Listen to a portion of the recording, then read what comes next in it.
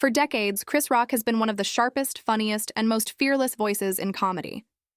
His biting social commentary, fearless honesty, and razor wit made him a cultural icon, a man who could make the world laugh while telling uncomfortable truths. But behind the laughter, behind the confident stage persona and Hollywood fame, lies a story filled with pain, heartbreak, and lifelong struggle. At 60, the tragedy of Chris Rock is one that few truly understand, because it's not about failure, but about the deep emotional wounds that success could never heal. Born on February 7, 1965, in Andrews, South Carolina, Chris Rock's early years were marked by hardship.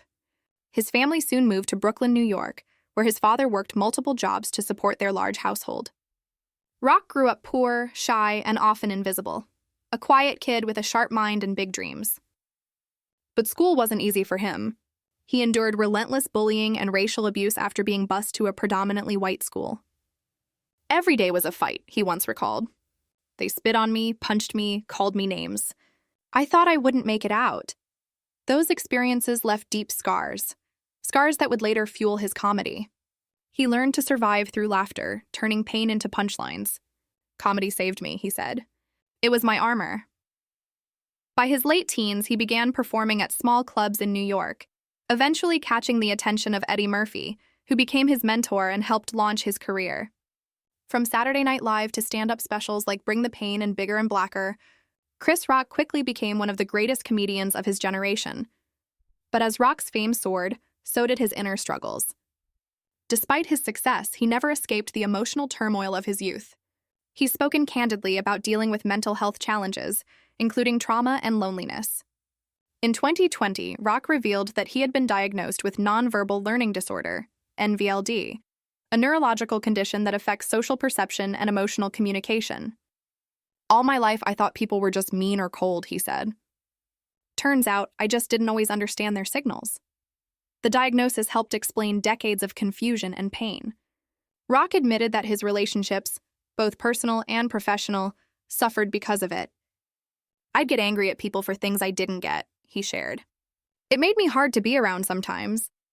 His marriage to Malak Compton Rock, which lasted nearly 20 years, ended in a painful divorce in 2016.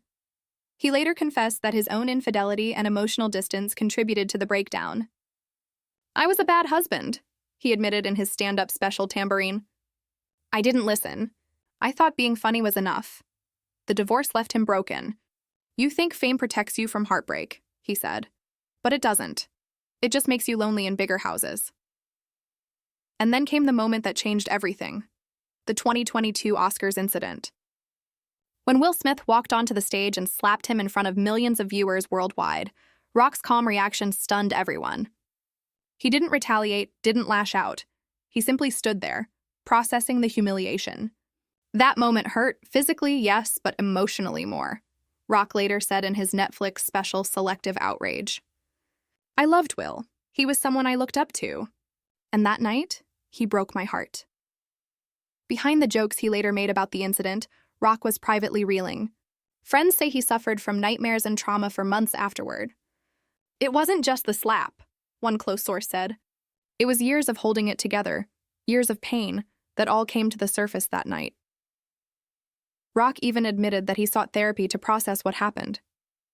"I'm not a victim," he said, "but I'm human." His struggles didn't stop there.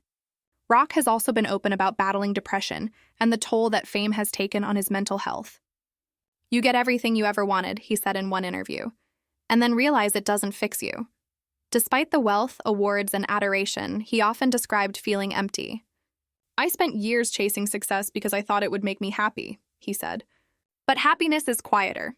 It's in forgiveness, in peace, in self-love. I had to learn that the hard way." Still, through all the heartbreak and setbacks, Chris Rock continues to stand tall. His ability to turn personal pain into art has made him a voice for resilience. He's channeled his experiences into powerful stand-up specials that blend laughter with vulnerability, proof that even the funniest people can hurt deeply.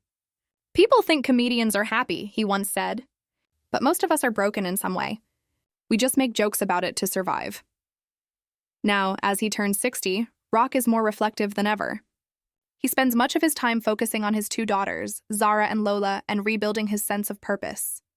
He's learning to slow down, to find peace beyond applause. I used to think I had to be the best, he said. Now I just want to be better, as a father, as a man, as a human being. The tragedy of Chris Rock isn't that his life fell apart. It's that for so long, he hid his pain behind a smile. Beneath the jokes and fame lies a man who's been quietly fighting to heal from the wounds of childhood, heartbreak, and public humiliation. His story is one of incredible courage, a reminder that even the strongest voices sometimes carry the deepest silence. At 60, Chris Rock stands as a symbol of survival, proof that pain doesn't have to define you, but it can teach you to laugh, to grow, and to keep going. And though his story is marked by tragedy, it's also one of triumph. The triumph of a man who refused to let life's hardest hits keep him down.